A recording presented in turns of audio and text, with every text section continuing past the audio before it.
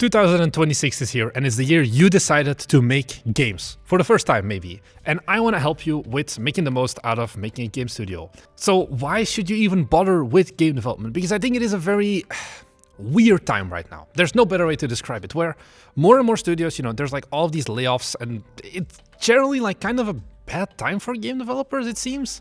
But on the other hand, one, it's never been easier to make games with more and more tools, and everything is becoming free basically. And then you also see these tiny teams, either solo developers or like less than 5 people, making millions of dollars from like games that they cooked up in like half a year or something. And it's kind of this weird conundrum where more and more the power seems to be going to the small indies and less of the more traditional medium-sized indies or even larger scale indie games with like 20 people or something in it, because the market for that just seems to be shrinking. So maybe I'm biased because I am a game dev YouTuber at the end of the day, but I think that right now it's still a pretty good time to start looking into making games. And I want to help you with that. I think the first thing I want to talk about is the title of this video. Making a game studio in 2026 versus 2026 is going to be the year where you make a game or something like that. I think the first important thing that we need to talk about is that you shouldn't watch this video with the goal of just making one single game and then calling it quits. I think you need to go into game development with the idea of, I'm gonna be making these games for a longer time, and it doesn't even need to be making them for a longer time, but just you're going to be making multiple games. Don't start with your dream game. Don't put all of your eggs in one basket, basically. We're gonna talk about a lot of these things, but I think it is just a way more healthy approach to look at yourself as a one-man's game studio versus I'm a guy who's going to be making a game. Games are a very uncertain medium at the end of the day, because even those solo guys who've made $1 million from their games, maybe they released another game right before that only made like $1,000 or something.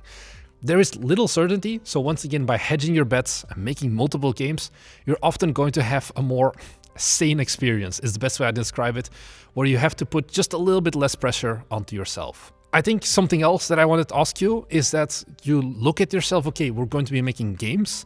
Treat yourself more professionally as well by looking at yourself as a one-man game studio versus just a guy who's making a game. If you treat yourself as a hobbyist, you're gonna get hobbyist results. If you treat yourself as a pro, I think you should just ask yourself a bit more critically often of like, hey, is this actually a good game? Is this a game that people would want to have versus that approach of like, it's my game, I'm just doing this for a hobby, I don't care about any of those things? Because you may be coping by saying right now, I don't care what other people think about my game. Trust me, when nobody buys your game, you're going to care about it. When nobody wants to wishlist your game, you can't market your game, you will regret it. So kind of try to treat yourself a little bit more with like the mindset at least of how should I do it in a good capacity, and find out the actual correct answer to this is good enough, whether it comes to marketing or game art or writing clean code or whatever, versus just being like, it's just a hobby project, I don't care. So with that little like preamble out of the way, what do I suggest you do in 2026? You make 3 games, minimum. You focus on making at least 3 games, and every game is kind of going to stack up onto yourself. The first game you're going to be making is going to be something small. It's going to be something that's probably going to be shitty. And the main goal of that first game is just to prove to yourself, I can make games. I can release a game. It doesn't even have to be on Steam. You just release a game somewhere that has like, you have a main menu, you have an actual gameplay loop, there's actual like, you can play it for half an hour or whatever, and you don't worry about marketability yet. You don't worry about writing clean code and whatever. You just prove to yourself, I can make games. I can actually see a project start to finish. I've talked to enough people at this point. I'm gonna be honest, maybe not everyone who watches this video will even get to that point. A lot of people, even if they want to make a simple game jam thing, are going to quit halfway because they give themselves way too high requirements of, like I said, immediately making their dream MMORPG game or something like that. That's just not feasible. You don't even know if you can release a game yet, so why would you go and immediately commit on a 5-year project? So you release that first game and it proves to you, I can ship games. So then you start working on the second game. And this is the point where you can start looking at improving your processes. You now have kind of a dope sheet built up from your previous game where you're like, okay, I had these problems with game design. I had these problems with my game code. Oh, I kind of ran into these problems with assets or whatever. And then you can start working towards having something that's a bit more structured for you. If you're working on your first game, you don't need to worry yet about writing a very clean, reusable input system or whatever. You worry about that in the second game, where you know that once again, you've proven to yourself already, I can actually ship. Now is the time that you're going to look a bit more like, okay, how can I make my game development experience a bit more nice in general? How do I prevent to go into the same pitfalls that I did with my first game? And once again, you go through the motions, you release this game, maybe also still on itch, maybe as a free-to-play game on Steam. And only then, in the third game you're going to be making this year, that is when you start thinking about, how do I make a game that people are interested in, that I can charge money for, and that I want to make myself as well. If you haven't released those first 2 games before, please don't worry about these things yet.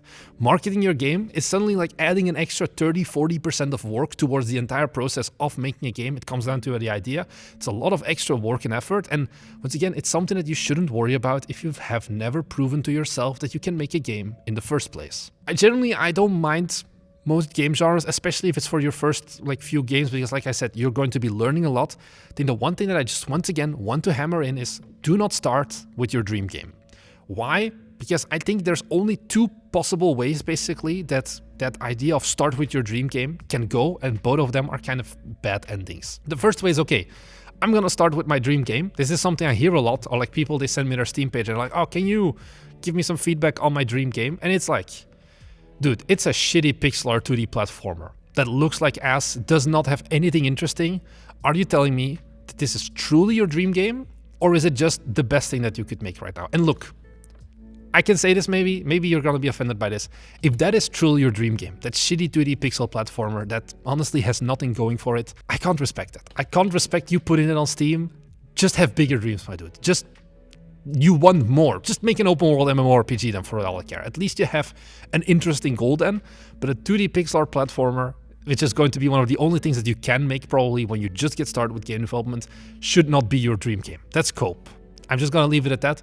And then the second thing is, okay, let's say you do have that dream game idea and it is an open world MMORPG platformer. The problem is you do not know yet how much time and effort it's going to take, and you don't even know, once again, going back to that first point, if you can release a game in the first place. You don't even know if you have the technical skills to make that game. And then you're going to end up making a game that is like 5% of your final vision maybe. And there's so many compromises. The game doesn't look like you imagined. It is not the gameplay you imagined, but it's like, oh, this is my dream game, where your dream has kind of become your nightmare.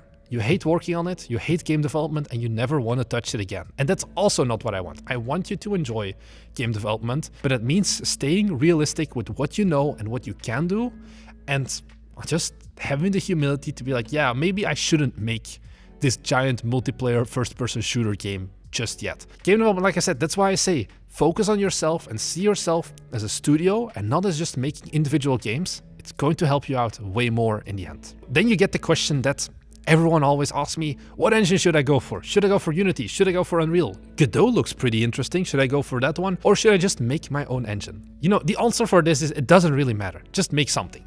That's like the easiest thing to say, because going back to those previous points, yes, certain engines are better at certain genres or like certain mechanics and things like that than others. But you should not be worrying right now about those games, because if you're making a game where there would actually be a real use case of, I cannot make this game in Unreal Engine, or I cannot make this game in Unity, I need to like write my own Godot extension, I think you're once again scoping way too big. Just start with an engine first. Of course, if you have some affinity, like if you are a C# developer, go for Unity. But there isn't really that much of like a split anymore, I would say. Yeah, certain engines have certain benefits, but especially in the beginning, you can make any game in any engine. I've seen 2D pixel art visual novels be made in Unreal. I've seen pretty good looking 3D games being made in Godot. I think all of those 3 engines are good. I use Unity. I like Unity. I think Unity is still one of the better engines.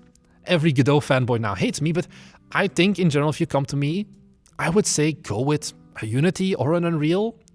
All of the engines also have a lot of documentation. If you're just looking for someone also to give you permission to use an engine, once again, that's kind of not gonna make it energy. So just pick something, you probably have an idea what you want, and just try those things out. Once again, lower that barrier for yourself. You make that first game, and if it turns out you can't ship, then try a different engine maybe. But otherwise, don't stare yourself blind on the engine. The only thing that I don't want you to do is make a fucking custom engine. Don't do that. It's stupid. This is like the 10x version of if you're making a game and you need to make a custom engine because you're simulating a million entities or whatever. Once again, scope this shit down. You're making a game that is way above your head right now. And I think at that point, you're kind of more in love with the idea of making an engine than making a game, which, you know, no offense, I like Randy as well. But I don't think you should kid yourself then of, oh, I want to get into game development. No, you want to be an engine dev and it's going to be more of a hobby project for you most likely.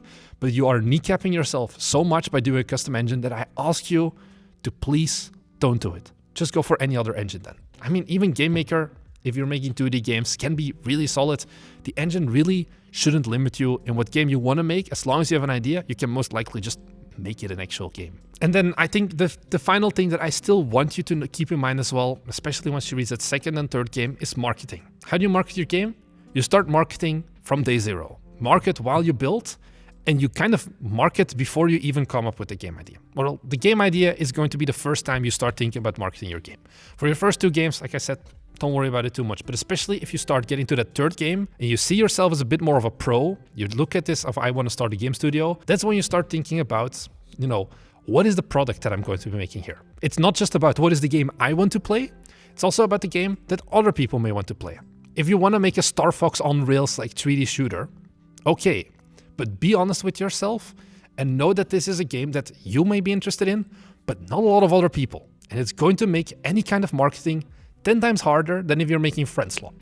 Am I saying you should be making Friendslop or incremental idler games or I don't know what else, rage games? No, I think you should just keep that in mind. And once again, ask yourself, am I a pro or am I a hobbyist? How am I going to treat this? Where can I find that balance between what I want to make and something that other people want me to make for them, basically, and that I can actually make? Those 3 things are something super, super important. Because whatever game idea you have is going to be the total appeal of your game, basically, and it's going to make your marketing way easier or way harder. Then once you've decided on your idea, don't wait too long with the visuals. This is something that I see more of the old school developers or the old school way of thinking. It's like, just start with the gray box, make sure that your game is fun, and for like the first like few months, it's just like capsules and cubes and whatever. And it's like, no, that's advice that worked 5 years ago. That's advice that worked 10 years ago. But now, keep your visuals in mind from day one. Start by throwing in a bunch of assets.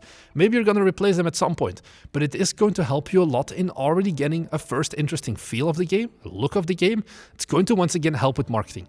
Marketing a game is 90% visual, especially in the first stages where you don't have like a full 1 hour demo yet. You just have like one screenshot and you want to be able to convince people that this is a game that they're going to be interested in. And you simply can't do that with spheres, cubes, and capsules. You need more interesting stuff, you need more visual stuff. And I think once you have those things, it makes it dramatically more easy to market your game. And then with marketing, you also get the question of, okay, when should I make my Steam page, for example? And this is something I'm going to be making a separate video coming up probably in the next few weeks, talking about like the bare basics of game marketing, but I want to just briefly cover it here as well. Your Steam page shouldn't go up immediately. I think a good marker for when should you launch your Steam page is when you can make a pretty interesting 30-second trailer of your game that people are interested in. But that doesn't mean that you shouldn't market your game at all. Okay, sure, it would be great if you could immediately get wishlists, but don't make like a shitty garbage Steam page for a game that you maybe never end up releasing. I think 2026 is going to be the year that I am pretty bullish on short form content. I think a very good thing that you can do from your first days, basically, when you start working on your games to kind of get validation and see how easy or hard is this game going to be to market, is to just make like a few simple short form videos of like you pointing your phone at your Unity editor and be like, hey guys, I'm working on this game, what do you guys think? And sure, you will not get any wishlists from that, they can't convert, but still, it's going to give you information of like, nobody cares about this and only like 1% watches over the 2-second mark of my short, or hey, people are actually giving nice, interesting comments that they do seem to be interested in this game. It's something that we've been doing lately where we've been experimenting more with short form content, and getting comments from people is like, hey, this game looks interesting, tell me more, even if it isn't immediately a wishlist or they don't even have a place to go and wishlist to, is a very strong signal for you that what you're working on right now is probably going to be easier to market than certain other genres. And I think that is something that is very powerful to know early in development as well. In terms of like, oh, but what about first impressions? I think also more and more like, yeah, wait with the Steam page until you have something that's like moderately decent. But afterwards, first impressions on Steam honestly don't really matter. especially with also things like short form content. Just keep putting out, just keep improving your game. And maybe they won't like the short or the other video, whatever, that they get served of you on day 3 of development. But if they get another short delivered to them 2 months later, maybe they're gonna be interested by then because your game looks better and all of that. So don't worry about like saving up your game for the big V1 release or big announcement, basically.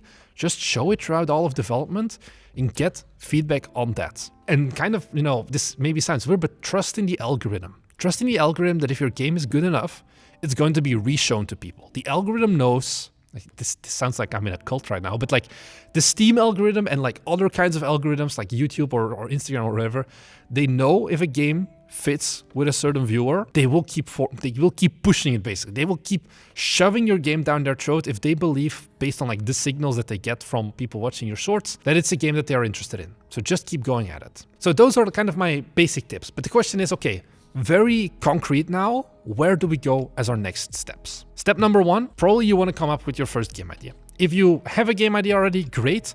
If you have no idea, I made a free like mini course that you can watch completely for free. That's like an hour and 20 minutes long or something over on our Patreon. You don't need to sign up or anything. You just click the link and watch it basically, where I talk about everything you need to know about coming up with a game idea, kind of validating it, coming up with like a quick 1 or 2 sentence pitch for it, and then where to go from there basically. I think that's a video that I would suggest you to watch next. Once you've gotten that game idea, or maybe you already have it now without having had to watch that video, is I would write down a 1 or 2 sentence pitch of that game in the description.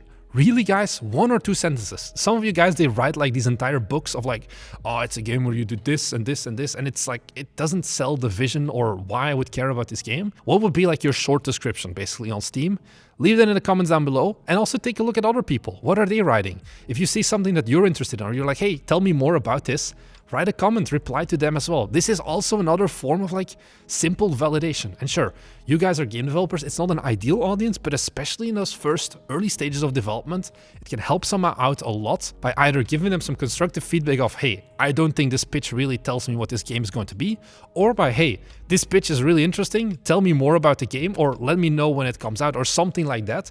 I think it's a very good reinforcer as well. So do that, leave a comment down below with your idea as well. And once you have that, you just get to building.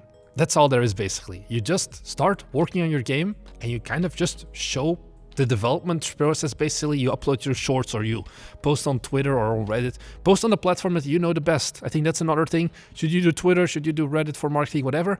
You just do the one platform that you're always on. Are you a Chronicle YouTube watcher? Probably you're better off just making YouTube videos. Is it the optimal platform? Maybe not, but it's going to be the platform that you know best. If you're always on Reddit, you know how Reddit works? Post on Reddit. Don't make like a zero karma account and then post on Reddit immediately. It's not gonna be any helpful. You're just gonna get banned anyway. Post on a platform you're familiar with and keep building on your game. Like I said, 3 games in 1 year. I would honestly not spend more than 1 month probably on that first game and then kind of stack up from there. Make sure that your third game, the one where you actually start thinking about profit, give yourself at least 6 months if you can to work on that, just to kind of get a good flow into it basically. Accept that these things are going to take time. Accept that you're not going to be making great games from day 0, and just keep powering through. Game development, you're in this as well because you like games, because you like the process of making games. And I think you need to enjoy that as well and not just be like, oh, I'm a money hungry shark, I immediately want to make $1 million with my first game. Because 4 years ago, wow, I'm getting old, I was in your shoes. On the 1st of January, me and my friends sat together and we were like, hey, 2022 is going to be the year that we're going to start making games. And look where it got me now. We've released 5 games at this point. We've built like this entire thing. I've been able to go full-time, quit my main job to start working on game dev, doing game dev YouTube and all of those things. And I think it's really nice. There's no better way to describe it. And I wish that for you as well. And I also wish for you to have the strength to keep working on games because goddammit, I know it's hard as well. So that's all I need to say. If you're new here, I'm Marnix. I'm on a journey to build $1 million game studio in 2026. So if you're interested in that, be sure to head down below and subscribe. We upload 2 videos every single week where we talk about things that we learned, the things that I've learned over the past 4 years making games. And I just want to help you in making better games as well. So if that's something you're interested in, be sure to subscribe.